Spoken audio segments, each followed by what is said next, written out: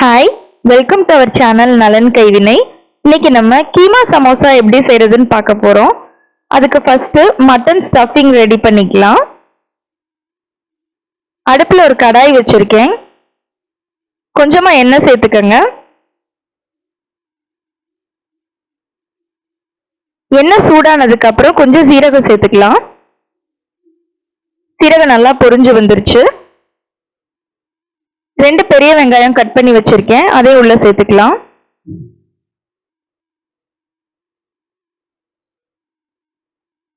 ரெண்டு சின்ன வெள்ளைப்பூடு சேர்த்துட்டு நல்லா வதக்கி விட்டுருங்க. வெங்காயம் நல்லா கண்ணாடியா வதங்கணும்.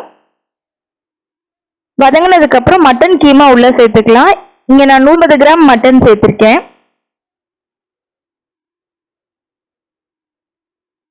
சேர்த்து நல்லா கலந்து விட்டுருங்க. இப்ப நம்ம மசாலா ஐட்டம்ஸ்லாம் ஆட் பண்ணிக்கலாம்.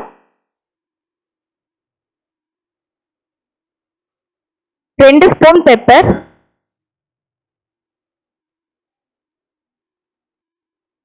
காரத்துக்கு ஏற்ற மாதிரி மிளகாய் தூள் சேர்த்துக்கோங்க. நான் இங்க 1 ஸ்பூன் சேர்த்திருக்கேன்.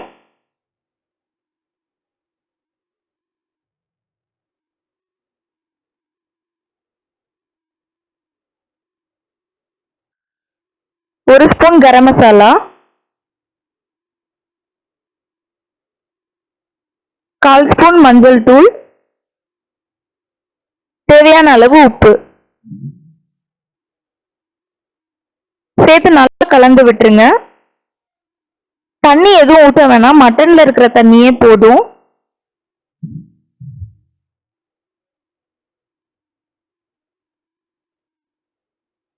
இது நல்லா மட்டன் நல்லா தண்ணி எல்லாம் வத்தி வெந்து வரணும்.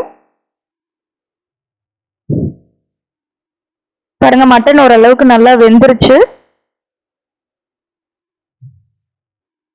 இன்னும் கொஞ்சம் ட்ரை ஆகணும்.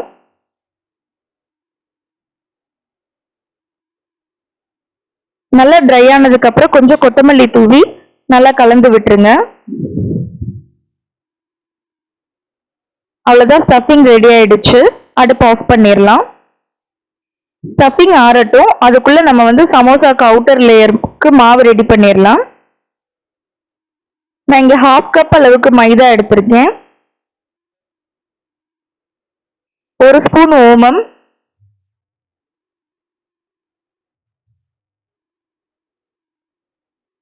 1 ஸ்பூன் அளவுக்கு எண்ணெய் சேர்த்துக்கங்க. மாவுக்கு தேவையான அளவு உப்பு, தண்ணி சேர்த்து நல்லா மாவை பிசைஞ்சு எடுத்துக்கலாம்.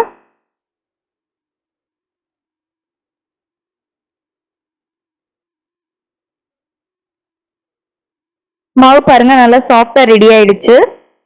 இது ஒரு 10 மினிட்ஸ் இருக்கட்டும், அதுக்கப்புறம் பார்க்கலாம். மாவு ஒர்க் ஏரியாவுக்கு மாத்திக்கங்க.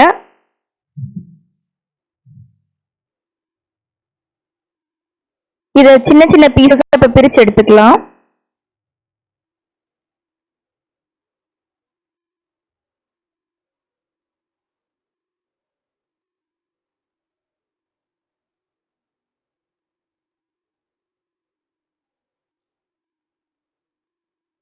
இப்ப அதை சப்பாத்தி தேய்க்கிற மாதிரி தேய்ச்சி எடுத்துக்கோங்க. நல்லா தின்னா தேய்ச்சிக்கோங்க, அப்பதான் அவுட்டர் லேயர் கிரன்ச்சியாவும் தின்னாவும் இருக்கும்.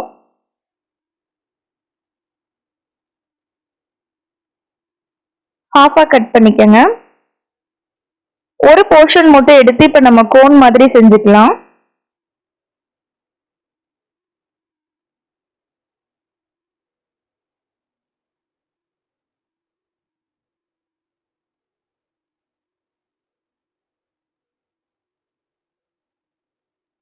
இப்படி கோன் மாதிரி செஞ்சுக்கங்க. ஓரத்துல பேஸ்ட் பண்றதுக்கு தண்ணி யூஸ் பண்ணிக்கங்க. இப்ப நம்ம கீமா ஸ்டஃபிங் உள்ள வச்சிடலாம்.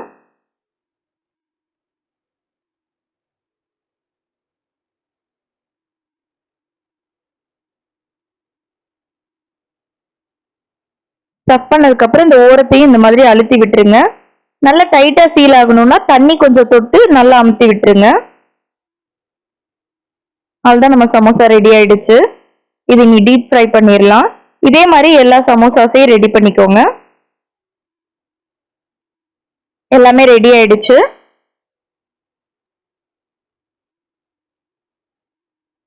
அடுப்புல ஏற்கனவே எண்ணெய் காய வச்சுட்டேன். எண்ணெய் ரொம்ப காஞ்சிடக்கூடாது.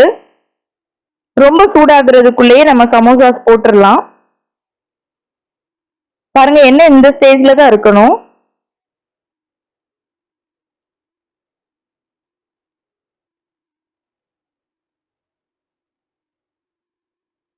நல்லா ப்ரௌன் ஆனதுக்கு அப்புறம் திருப்பி விடுங்க. சமோசா ரெடி ஆயிடுச்சு. நம்ம வெளியே எடுத்துடலாம். இதே மாதிரி எல்லா சமோசாஸையும் போட்டு எடுத்துக்கோங்க. வெளியே அவுட்டர் லேயர் நல்லா கிரன்ச்சியா இருக்கும். உள்ள கீமா ரொம்ப டேஸ்டா இருக்கும். நீங்களும் இந்த சமோசா ரெசிபி ட்ரை பண்ணி பார்த்துட்டு எப்படி இருந்துச்சுன்ற உங்களுடைய ஃபீட்பேக்கை எனக்கு ஷேர் பண்ணுங்க. மறக்காம நம்ம சேனல் நலன் கைவினைக்கு சப்ஸ்கிரைப் பண்ணுங்க.